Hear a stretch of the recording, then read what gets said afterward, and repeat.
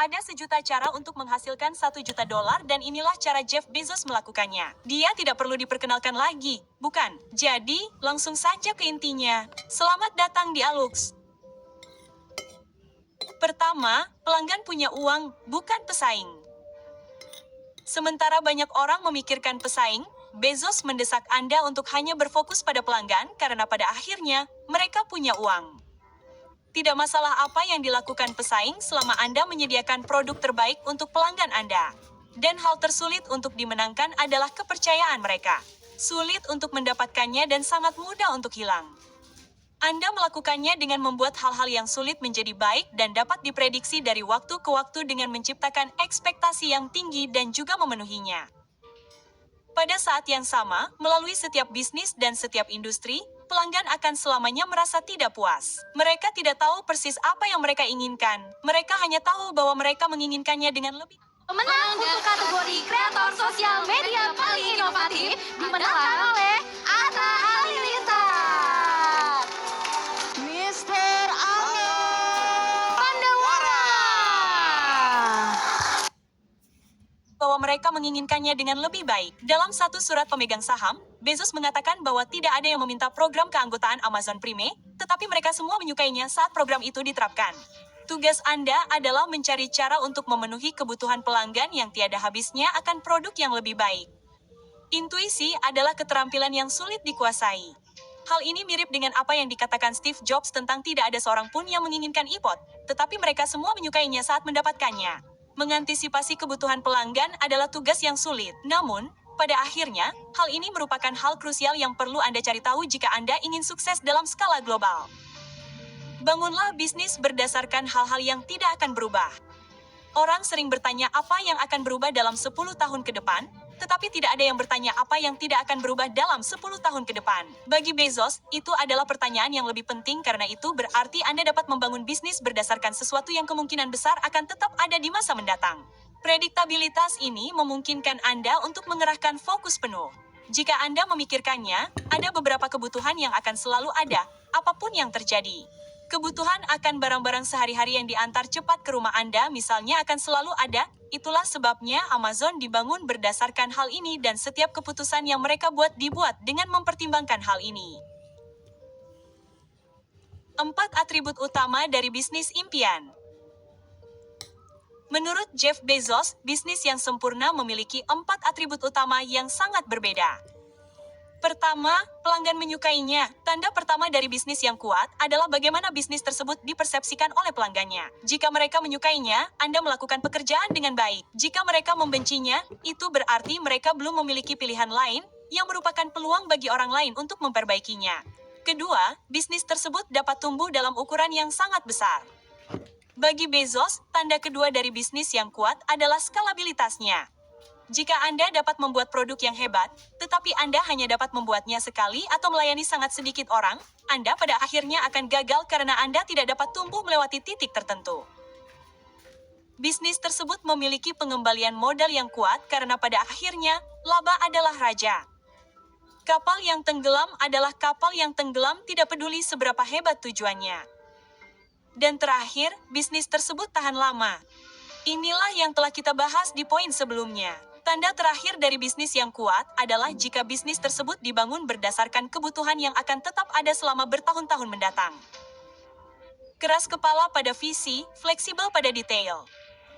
Bezos berpendapat bahwa pengusaha masa kini harus keras kepala dan fleksibel pada saat yang bersamaan. Dan cara untuk melakukannya adalah dengan benar-benar keras kepala pada visi atau hasil yang Anda inginkan dan mencari cara untuk mencapainya dengan cepat. Jika Anda terus mengubah tujuan atau terus mengubah visi, Anda akan kekurangan kejelasan dan konsistensi. Anda tidak dapat mewujudkan sesuatu jika terus berubah setiap 6 bulan. Jadi, Anda harus benar-benar keras kepala dalam kasus itu. Namun, pada saat yang sama, Anda harus fleksibel dalam cara mencapainya karena pada akhirnya hidup tidak dapat diprediksi dan banyak hal berubah. Teknologi baru muncul, tren baru mulai membentuk perilaku kita. Solusi lama tidak akan berhasil untuk masalah baru. Namun, selama Anda memiliki visi yang benar-benar pasti dan gagasan yang jelas tentang kemana Anda ingin pergi, pada akhirnya Anda akan menemukannya. Lebih mudah untuk menciptakan masa depan daripada memprediksinya. Bezos berpendapat bahwa satu-satunya cara untuk memprediksi apa yang akan terjadi selanjutnya adalah jika Anda mewujudkannya sendiri. Tidak ada yang dapat memprediksi masa depan selain mereka yang secara aktif membangunnya. Anda lihat, jika melihat ke belakang, segalanya tampak jelas. Dalam kasus Amazon, kini tampak jelas bahwa pembelian daring akan mendominasi pasar. Namun, cara lain untuk melihatnya adalah pembelian daring akhirnya mendominasi pasar karena perusahaan seperti Amazon memungkinkannya. Dan jika bukan karena Amazon, mungkin perusahaan lain akan memungkinkannya. Ini adalah perubahan mentalitas. Bisakah Anda membuat sesuatu menjadi mungkin bagi orang lain? Iklan adalah harga yang Anda bayar untuk produk yang buruk. Produk yang bagus akan terjual dengan sendirinya melalui promosi dari mulut ke mulut. Ini adalah aturan emas yang akan selalu benar. Jika Anda membuat sesuatu yang sangat hebat sehingga orang-orang sangat senang menggunakannya, mereka akan memberitahu teman-teman mereka tentang hal itu. Namun, jika Anda harus menghabiskan jutaan dolar untuk meyakinkan orang agar membeli produk Anda, ya, Anda memiliki produk yang buruk sejak awal. Sekarang, bukan berarti Anda tidak dapat memperoleh keuntungan dengan pendekatan ini, tetapi lebih pintar untuk berinvestasi pada produk yang hebat daripada memasarkan produk yang buruk. Bezos berada di kubu yang menginvestasikan kembali semua yang Anda miliki, membuat produk Anda lebih baik, dan membiarkan produk Anda berbicara sendiri. Jika Anda pikirkan, sebagian besar waktu Anda mencoba sesuatu yang baru, itu karena seseorang yang Anda percaya memberitahu Anda tentang hal itu, bukan karena Anda melihat iklannya. Dari mulut ke mulut adalah bentuk pemasaran yang paling ampuh jika Anda memiliki produk berkualitas tinggi yang memecahkan kebutuhan nyata.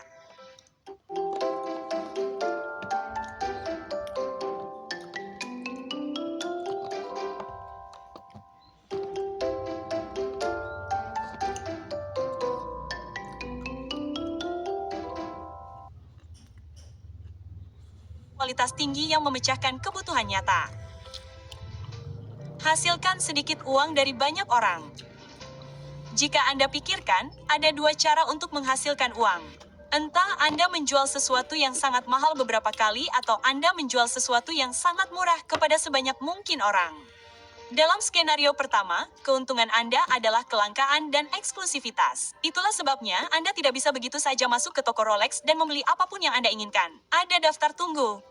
Di sisi lain, di era skalabilitas tak terbatas, Bezos berpendapat bahwa model kedua jauh lebih menguntungkan. Ini adalah pendekatan yang berpusat pada pelanggan di mana fokus Anda adalah memberikan solusi terbaik yang mungkin bagi sebanyak mungkin orang. Cari tahu kebutuhan dan bekerja mundur. Kebanyakan orang memulai dengan sebuah produk dan kemudian menemukan orang untuk menjualnya. Jeff Bezos berpendapat bahwa pendekatan yang lebih baik adalah memulai dengan kebutuhan dan mencari tahu produknya setelah itu. Bezos selalu berkata bahwa fokusnya harus pada pelanggan dan kebutuhan mereka. Anda harus selalu memulainya dan menjadikannya inti bisnis Anda. Dan begitu Anda benar-benar memahami apa saja kebutuhan tersebut, maka membangun produk menjadi jauh lebih mudah. Rangkul tren eksternal.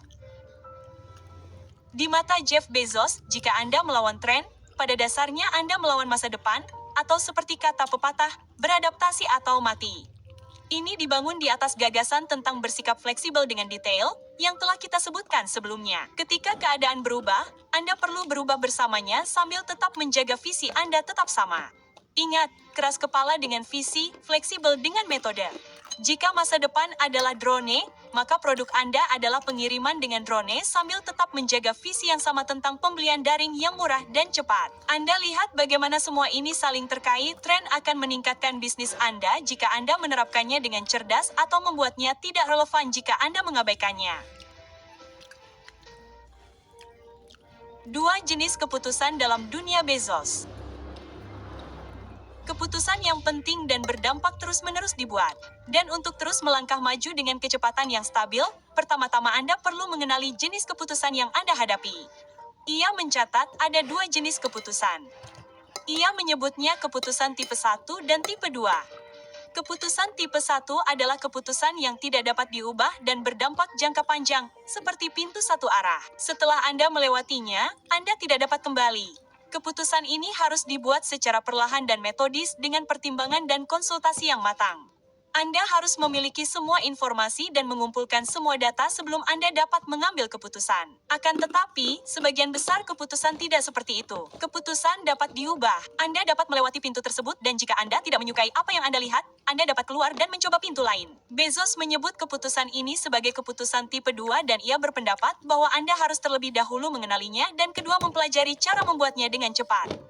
Ia mencatat bahwa sebagian besar keputusan adalah tipe 2 dan keputusan tersebut mungkin harus dibuat dengan sekitar 70% informasi yang Anda harapkan. Selain itu, ia berpendapat bahwa Anda perlu mempelajari cara untuk tidak setuju tetapi mendukung suatu proposal hanya untuk menjaga agar semuanya tetap berjalan. Misalnya, ia mengatakan bahwa ia telah memberikan lampu hijau untuk sebuah film orisinal Amazon Studios meskipun ia mengatakan kepada tim bahwa ia tidak menganggapnya cukup menarik. Film itu rumit untuk diproduksi dan persyaratan bisnisnya tidak begitu bagus. Namun, tim tersebut memiliki pendapat yang sama sekali berbeda dan ingin melanjutkannya. Jadi, ia setuju dan berkomitmen serta mengatakan kepada tim, saya harap film ini menjadi film yang paling banyak ditonton yang pernah kami buat. Jadi, mengapa ini penting? Nah, Anda lihat, keuntungan besar datang dari bertaruh melawan kebijaksanaan konvensional, dan kebijaksanaan konvensional biasanya benar. 9 dari 10 kali, taruhan Anda akan salah. Namun, 1 kali Anda benar akan menebus kesalahan Anda.